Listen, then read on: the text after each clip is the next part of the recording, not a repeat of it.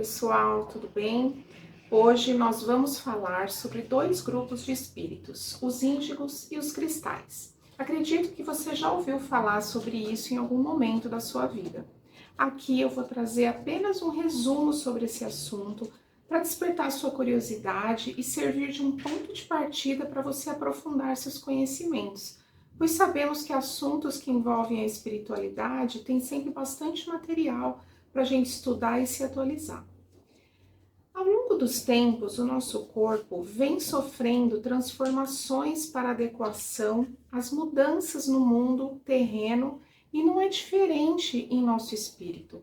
A espiritualidade vai ajustando a nossa genética e o nosso padrão vibracional de acordo com as mudanças e evoluções do planeta e também para uma melhor experiência aqui na Terra.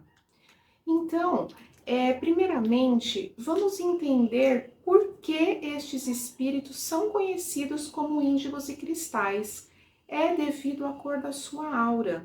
Os índigos possuem uma aura azulada em tom de azul índigo. Já os cristais têm a aura cristalina, daí vem o termo cristal.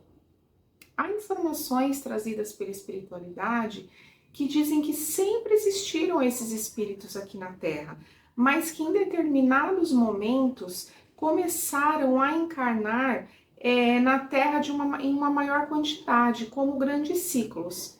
Então nós vamos começar falando sobre os índigos. A grande massa desses espíritos começou a encarnar por volta do fim da Segunda Guerra Mundial, justamente para promover as mudanças e a transformação necessárias após um período de sofrimento, de perdas e de grande atraso evolutivo, que são as consequências de uma guerra. E aí depois veio uma nova massa por volta de 1980. Eles vieram apoiar e acelerar o processo de evolução do planeta, porque se tem uma palavra que é a palavra-chave dos índigos é a transformação. E de fato eles vieram para quebrar paradigmas. Então foi e é muito comum vê-los encarnados em diferentes áreas, como nas artes, na educação, na ciência, na filosofia, justamente trazendo as mudanças impactantes e toda a transformação necessária para a evolução da Terra. Para os espíritas, espiritualistas e psicólogos, a principal característica desses espíritos está em sua essência. Mesmo nascendo em lares complicados, desequilibrados, os índigos não encaram essas situações de forma natural, já que eles têm dentro de si a essência da mudança. Não é difícil ver esse tipo de espírito sofrendo com crises depressivas, transtornos emocionais e espirituais, entregues a vícios, por exemplo, por terem sido podados por situações que eles não tiveram a oportunidade de mudar, sofrendo falta de amor, falta de diálogo, entre outras coisas. Eles são líderes natos, carismáticos, muito inteligentes, rompedores, que abrem o caminho para que vem depois. São muito racionais, têm muita energia, às vezes são explosivos, mas logo já fica tudo bem. Podem desenvolver hiperatividade, dislexia, porque como são muito inteligentes, contestadores, não aceitam o não como resposta. São mais inconsistentes emocionalmente, têm aquela vaidade de querer estar sempre certo. Podem ser mais fechados, não se abrindo para outras pessoas. Podem ter dificuldade de aprender, mesmo sendo muito inteligentes, pois são muito questionadores. Hoje, já são pais que aprenderam com os erros e acertos dos seus ancestrais e já têm uma outra visão, já são melhores tutores. Talvez uma preparação para a vinda dos cristais. Agora nós vamos falar sobre os cristais. Os cristais, da mesma forma, temos informações que a grande massa desses espíritos começou a encarnar, né, a partir do ano 2000. Percebam que eles são os nossos jovens hoje, né, de 20 e poucos anos, que estão lutando para transformar o mundo. São seres que desde a gestação já nos surpreendem, porque são capazes de identificar e reagir aos estímulos externos.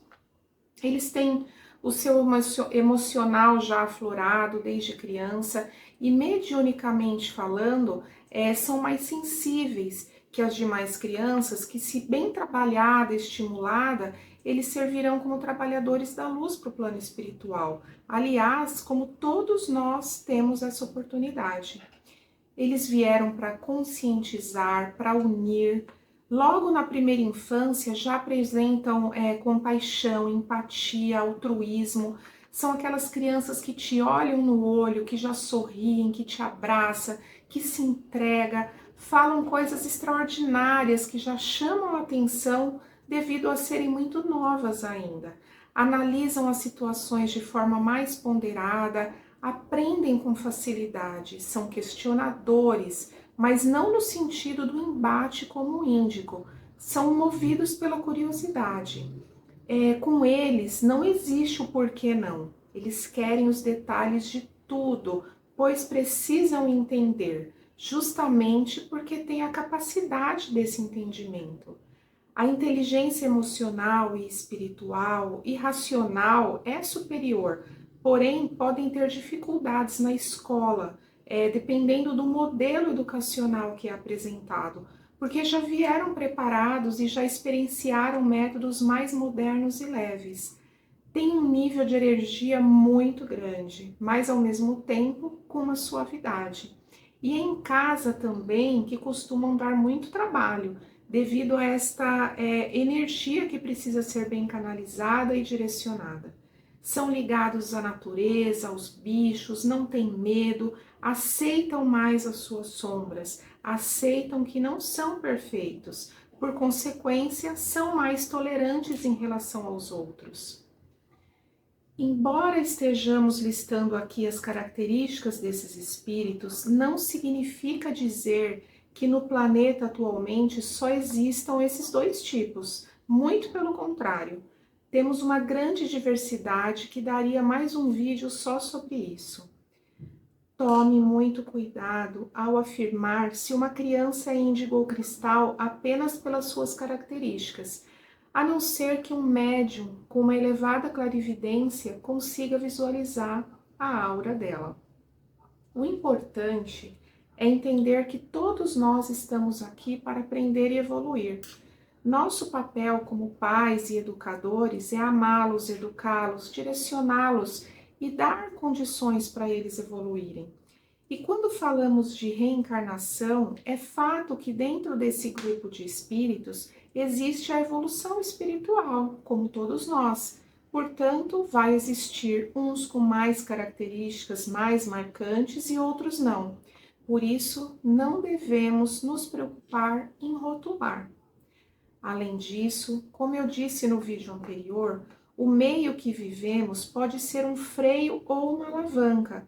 Todas as informações que somos submetidos, a mídia, os relacionamentos, na escola, podem interferir negativamente. Daí a importância de passarmos os valores morais, éticos e espirituais, porque ser índigo ou cristal é apenas uma característica, e o meio onde vivemos pode nos transformar qualquer um para o bem ou para o mal. Nós, pais, sempre queremos que os filhos sejam especiais, não é mesmo? Porém, o seu filho pode ser um espírito qualquer, mais ou menos evoluído. Apenas faça seu papel em direcioná-lo e amá-lo. A reforma íntima de nós, geradores desses espíritos, é muito importante, pois ainda é dos pais a responsabilidade maior. Lembre-se que um cristal sem ser lapidado é apenas uma pedra. Eles já são espíritos que de alguma forma já vieram preparados para fazer a diferença. Já são as crianças e os jovens da nova era. Então, que possamos ser para estes seres pais engajados e dispostos a evoluirmos junto com eles. Que possamos ter uma postura não de permissividade e sim de respeito e diálogo. Fiquem agora com uma poesia recebida pela Elza Urai, do nosso amigo poeta estelar, chamada Crianças Felizes. Por hoje é só. Obrigada por assistir esse vídeo até o fim.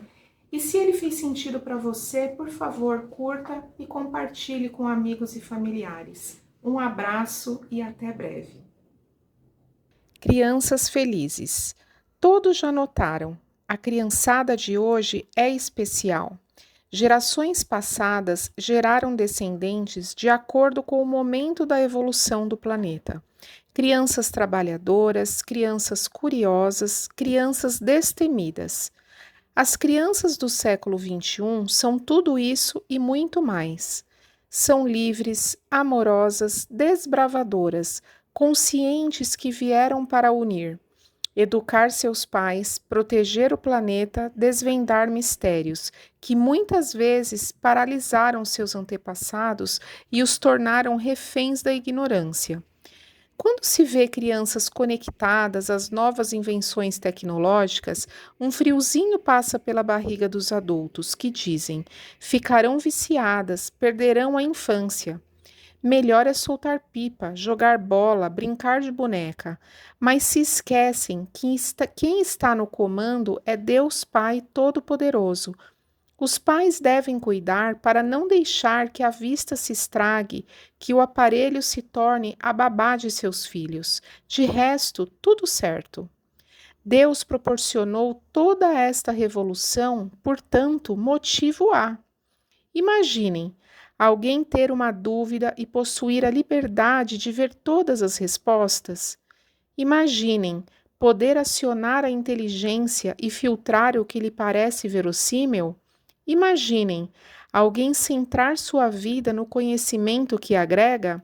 Imaginem poder se comunicar sem barreiras com qualquer irmão.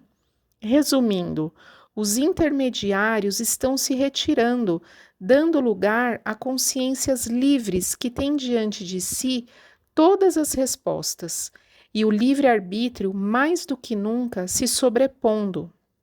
Voltando às crianças, não se preocupem, esta nova geração já vem pronta para amar, para unir, para fazer a diferença neste novo planeta, que desponta como um presente em reconhecimento a tantas lutas. O amor vencerá, está determinado e não há como ser diferente. Poeta Estelar, por Elza Orai.